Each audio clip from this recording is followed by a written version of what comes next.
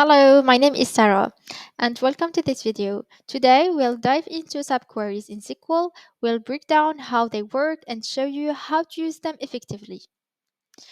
Here is a sample dataset called Student Performance. It includes factors like attendance, sleep hours, tutoring sessions, and teacher quality, all affecting the final exam score.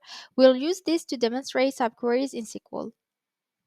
Let's break down this query. Our goal is to find how many students have an exam score higher than the average. In other words, we are asking how many students performed above the average.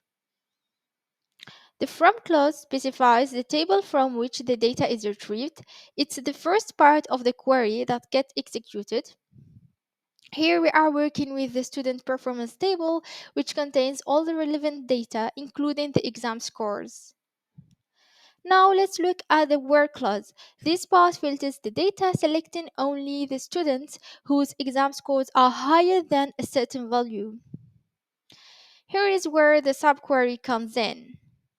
The subquery calculates the average of all the exam score values in the student performance table using the average aggregate function. Once it runs, it returns a single value, the average exam score. As the subquery returns a single value, the where clause filters the result to include only exam scores higher than the average.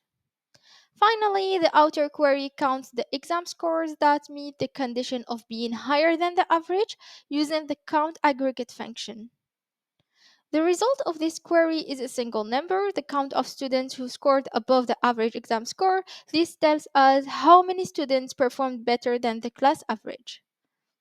If you found this helpful, please like and share this video and feel free to leave any question in the comments below. Thank you for watching and happy querying.